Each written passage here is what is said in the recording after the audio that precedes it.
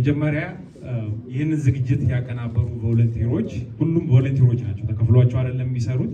እባካችሁ አመስግኗቸው። አንድ ያጨብጭባችሁ አመስግኗቸው። ቴንክ ዩ። 15 ደቂቃ ወስጄ አንድ ያዘጋጀኋት ወረቀት አለች፣ እሱን አነብላችኋለሁ። የማነብላችሁ በእንግሊዘኛና በአማርኛ ይሆናል። ሆፕፉሊ ልጆቹም እንግሊዘኛ የሚናገሩ ልጆች እንዲሰሙት ብዬ ነው እንደዛ ያደረኩት። እዚህ ጊዜያችሁን መድባችሁ እዚህ ስለተገኛችሁ እናመሰግናለን። ስሜ ኢንጂነር ጥበበ ሰለሞን እባላለሁ። የኢትዮጵያ ታሪክ ምሁር አይደለሁም።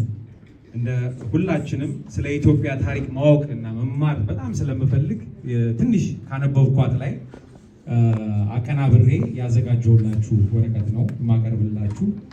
3 ዋና ዋና ነጥቦች ላይ አተኩራለሁ። እንዳልኩት 15 ደቂቃ ብቻ ነው የምወስደው። የመጀመሪያው ነጥብ የአድዋ ጦርነት ልናሸንፍ የቻልንበት ዋነኛ ምክንያት ምንድን ነው የሚል ነው። ሁለተኛው አድዋና የአድዋ ውጤቶች ነው። አድዋን ካሸነፍን በኋላ ምን ተከሰተ፣ ምን አመጣ ነው። ሶስተኛው አድዋ ለእኛ ጄኔሬሽን ምን ማለት ነው። ኦኬ፣ እነኚህ 3 ነጥቦች ላይ አተኩራለሁ። ድምጼ ይሰማል አይደል? ሶሪ ፖዲየም ስለሌለ።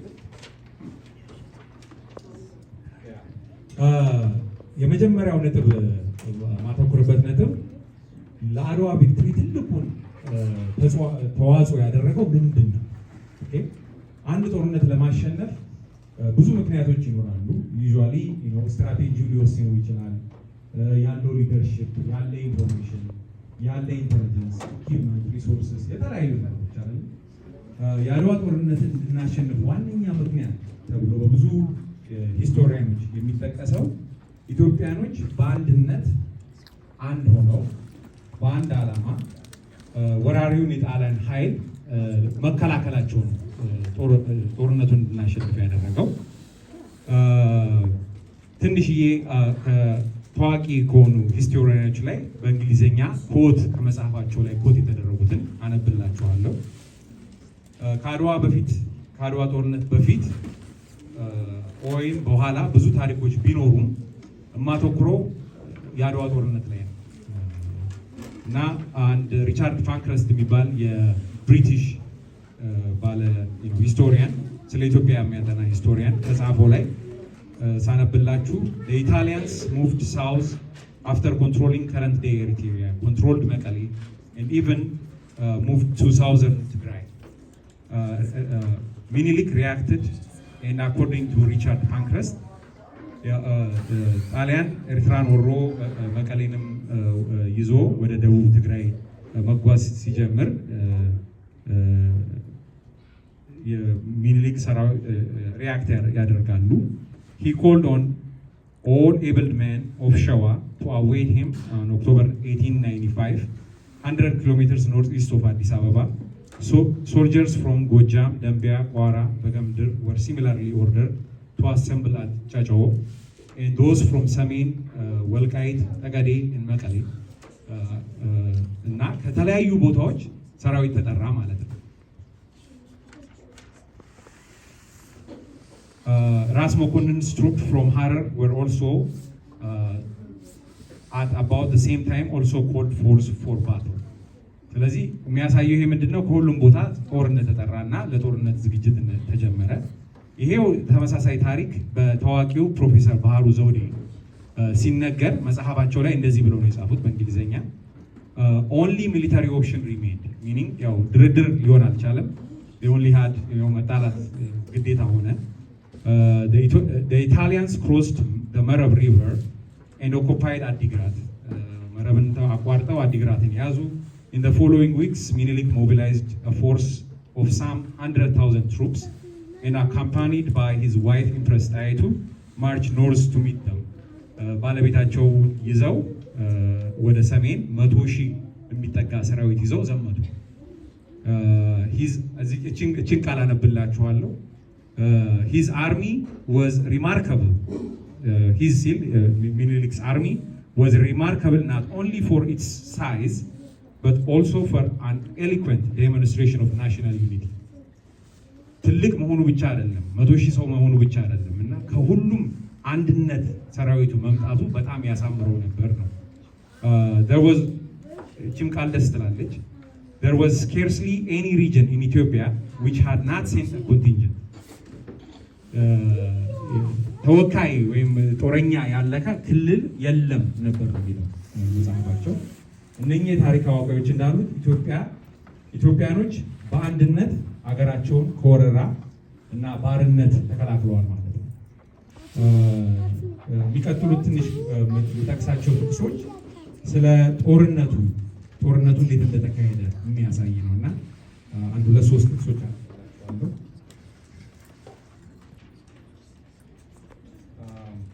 The first clash of arms in this stage of the conflict took place on December 7, 1895 at Ambalaj.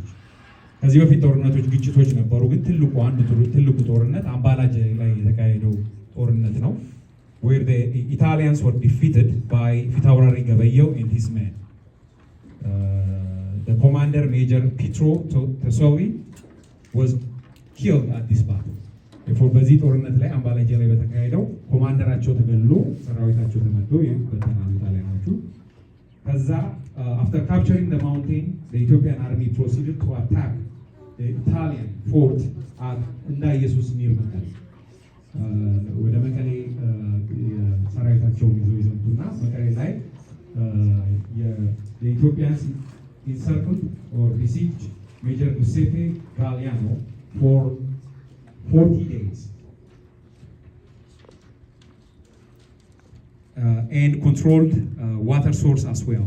ይሄኛውን ሁላችንም በታሪክ የምናውቀው የውሃውን ሶርስ ከልክለናቸው ከ40 ቀን በኋላ እጃቸውን እንዲሰጡ ይደረጋል። መቀሌ ላይ እጃቸውን ሰጥተው አልገደልናቸውም። I think most of them ተለቀው ወደ ሰሜን እንዲሸሹ ይደረጋል። እነሱ ግን አላማቸው ኢትዮጵያን መውረር ስለነበረ ሄደው አልቀሩም። ከዚህ በኋላ ደግሞ ስለ አድዋ ላይ ስለተከሰተው ጦርነት ሁለት ነኝ ጸሐፊዎች የጻፉትን አነብላችኋለሁ። The Italians attempted a surprise attack. አሁን ይሄ የአድዋው ጦርነት ስለ ጦርነቱ ራሱ ነው። The information got to ራስ መንገሻ and ራስ አሉላ who shared the news with Minilik. የሚያሳየው መተባበራችንን ነው የሚያሳየው። የተገኘ ኢንፎርሜሽን ሼር ተደርጎ the surprise attack was not a surprise anymore. The Ethiopians faced the 3 Italian contingents and inflicted in heavy casualties. ሶስት ትልቅ ምንድነው የሚባለው የጦር ግሩፖች የሚባለው ግሩፕ ነው ክፍለ ጦር ያው በአማርኛ ክፍለ ጦሮችን ተመተው the invader lost 43% of their force 43%ቸው ሞተ 3 out of the 5 field commanders were killed ከአምስቱ ኮማንደሮች ሶስቱ ተገደሉ one was injured and one only survived the rest were dismantled the invader power lost the battle of Adwa and fled ይላል ፓንክረስት የጻፈው መጽሐፍ ላይ the same story told by Professor ባህሩ ዘውዴ the outcome was that although Ethiopian losses were not negligible meaning ብዙ ሰው ነው የተሰዋው ይሄንን ጦርነት ለማሸነፍ ቀላል አይደለም ብዙ ሰው ሞቷል ኢትዮጵያኖች but ይላል the Italians were routed by midday of March 1st ላይ midday ላይ the battle of Adwa was practically over. Italian colonial ambition was dead. Independent Ethiopia survived. ደስ በሚል ሁኔታ ነው የጻፉት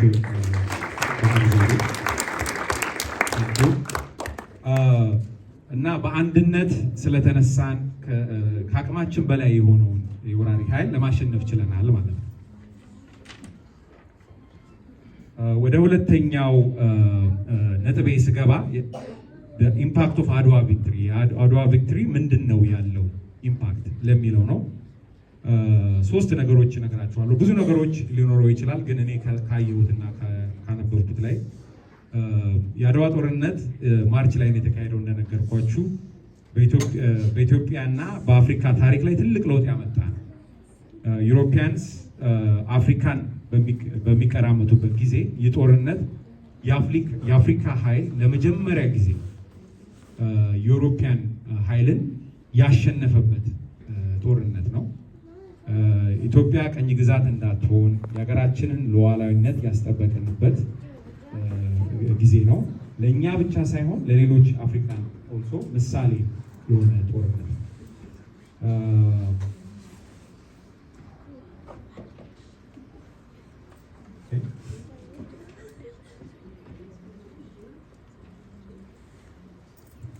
ሌላ ደግሞ የአድዋ አንድ ሌላ ጥቅሙ ምንድን ነው?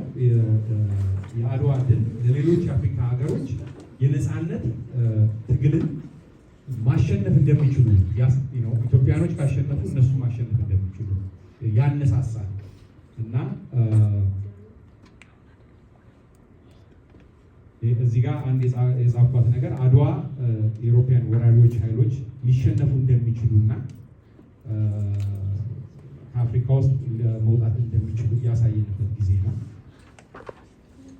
እና ፓንክረስ ስለዚህ ሲጽፍ the outcome of the battle at the same time gave Ethiopia a unique position in Africa.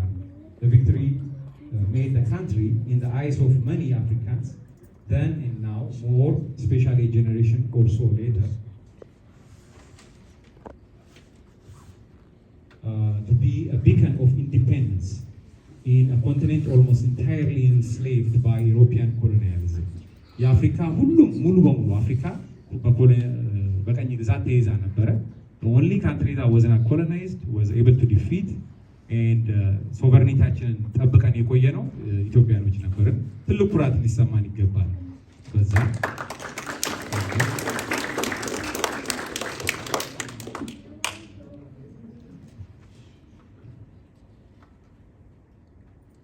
እዚህ ጋር አንድ ኢትዮጵያን ሪሰርቸር ቢኒያም ወልደ ገብርኤል የሚባል ከጻፎ ላይ አንድ ቀን የወሰድኳታለች። he said the victory of Adwa resulted in remarkable achievement for Ethiopia. The anguished Italian renounced their ambition and recognized Ethiopia's sovereignty at Addis Ababa Treaty on October 26, 1896. ጦርነቱ የተካሄደው ማርች 1 ላይ ነበር። within 6 months actually they admitted that Ethiopia is a sovereign country and they መተው ሳይን አዲስ አበባ ላይ ትሪቲ ሳይን ያደርጋሉ ማለት ነው። Ethiopia had achieved recognition of its sovereignty which compelled other Europeans to start democratic relationship and to open their embassies. instead of መተው በኃይል የሚፈልጉትን መውሰድ ሳይሆን አክቹዋሊ ኤምባሲዎች መክፈት ይጀምራሉ።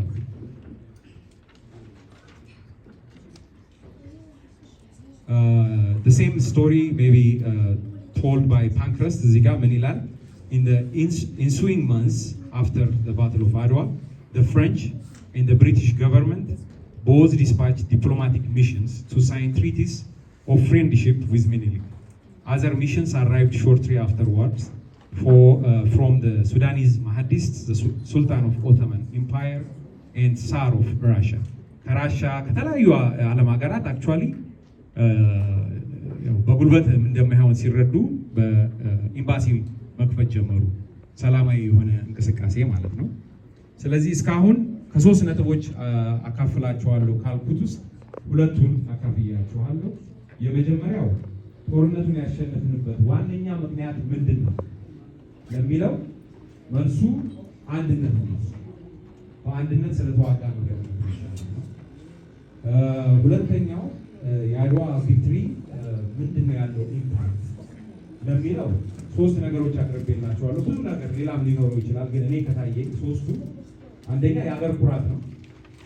ሁለተኛ ሌሎች ከቀኝ ግዛት ለመውጣት እንዲታገሉ አድርጓል። ሶስተኛ የሀገራችንን ሉዓላዊነት አስከብሯል።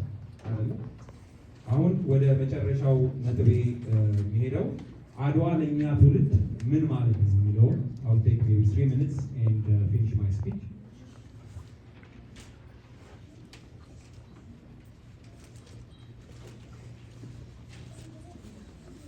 ለእኛ ትውልድ አድዋ ምን ማለት ነው የሚለው በቅርቡ በተለያየ በተለያዩ ምክንያቶች አሜሪካ ውስጥ ኖረናል። አሜሪካን ስልጣኔ አይተናል አይደለም። በቅርቡ ወደ ዩሮፕ ሄጄ ነበር እና ትልቅ የሚባሉ ከተማዎችን አንዳንድ ከተማዎችን አይቼ ነበር። አንዱ ካየሁት ከተማ ስዊዘርላንድ ውስጥ ዙሪክ የሚባል ቦታ ሄጄ በጣም ከገረመኝና ካስደነቀኝ ነገር ውስጥ ልንገራችሁ። ሜይ ቢ አሜሪካ ውስጥ ስለምንኖር የዩሮፒያን ላይፍ ስታይል ብዙም ተመሳሳይ ነው ብለን ነው የምናስበው። እዛ በምንሄድበት ጊዜ በጣም አገሪቷ በጣም የሰለጠነች ናት። ኤርፖርታቸው ያምራል። ያለ ቴክኖሎጂ ያለ ኢንፍራስትራክቸር ለምሳሌ ይሄ ምንድን ነው ትሬን ሲስተም that they have is amazing. you download an app አፑን ተጠቅመን አድራሻውን የምትሄድበትን አድራሻ ታስገባለህ። አፑን ባቡሩ ላይ ስትወጣ አፑን ኦን ታደርገዋለህ። you will track your wherever you're going, you will track where you're going and charge your credit card. ከተማው በጣም በቆንጆ ሁኔታ የተያዘ ነው። ቢዩቲፉል ሲቲ ያለ ሲነሪ። በአጋጣሚ ወደ ዙሪክ ወደ 2 ሰዓት የሚያስኬድ በባቡር ለመጓዝ ችዬ ነበርና በባቡር ስንሄድ ገጠሩን እያየን ነው የምንሄደው። ገጠሩ ያው የነሱ ገጠር ማለት ነው። በጣም የሚያምር ገበሬው የሚኖርበት ቪላ ያለው መሳሪያ ያለው ውበት ልነግራችሁ አልችልም። እና አንድ የሄድንበት ከተማ ሻፋውዘን ይባላል። ትንሽዬ ከተማ ነው። 2 ሰዓት ነው ከዙሪክ እና በወርልድ ዋር 2 ታይም በአላይድ ፎርስስ ወይንም በአሜሪካኖች አክቹዋሊ የጀርመን ግዛት ነው ተብሎ ደብድበውት ነበር። እዛም ከተማው ትንሽ ነው፣ ግን ውበቱ ያለ ሰላም ያለ ፋሲሊቲ ኢስ አሜዚንግ። እና አሁን ለምን ነገርኳችሁ ይሄንን ለምን ስለ ዩሮፕ እናወራለን የሚለው እንደውም አንድ ህፃን ልጅ የ7 ዓመት የምትሆን ልጅ ባቡር ላይ ገብታ ለብቻዋ ስትሄድ አየሁና ቤተሰቧስ ምናምን ብዬ ጠየኩኝ ከኔ ጋር ከነበሩ ሰዎች ማለት ነው። በጣም ሴፍ ከመሆኑ የተነሳ ልጆች በራሳቸው ነው ትምህርት ቤት የሚሄዱት በባቡር እና በጣም አስደነቀኝና ያለው እድገትና ያለው አቅም በጣም ስለገረመኝ ነው የምነግራችሁ። አሁን ከአድዋ ጋር ምን ግንኙነት አለው የሚለው ጋር ስመለስ ከአድዋ የምንማረው በአንድነት ከተሰራ ምንም ነገር እንደሚቻል ከአቅማችን በላይ የሆነውን የጣሊያንን ሚሊተሪ ማሸነፍ ችለናል። በመተባበር በመረዳዳት ልዩነታችንን ወደ ጎን በመተው የጣሊያንን ኃይል ሊትራሊ ሰባብረን አሸንፈናል አይደለም። ይህ ትውልድ የኛ ትውልድ ማለት ነው። የኛ ትውልድ ከነኚህ ዩሮፒያን ሀገሮች ወይንም ከዌስት ምንድነው የምንማረው? ምንድነው መማር ያለብን? አሁን ያቺ የጠራውላችሁ ሀገር ጂዲፒ ፐር ካፒታላቸውን ዛሬ ጠዋት አክቹዋሊ ቼክ አድርጌው ነበር። የአሜሪካ ጂዲፒ ፐር ካፒታል ኢንካም ለአንድ ሰው ማለት ነው ወደ $82,000 ነው። የስዊዞቹ $89,000 ጀስት ኤፍዋይ። የኢትዮጵያ ደግሞ $1,200 ያለውን ለውጥ እንግዲህ ተመልከቱ። ስለዚህ ይህ ትውልድ እነኚህ ዩሮፕ ሀገሮች የደረሱበት ለመድረስ መጀመሪያ የኔን አመለካከት ነው የምነግራችሁ። እስካሁን የነገርኳችሁ ሂስቶሪያኖች የተናገሩትን ነው። ይህ ትውልድ መጀመሪያ ራሳችንን ማሸነፍ አለብን። እኔ ለምሳሌ ሰው ለመርዳት ራሴን ማሸነፍ አለብን።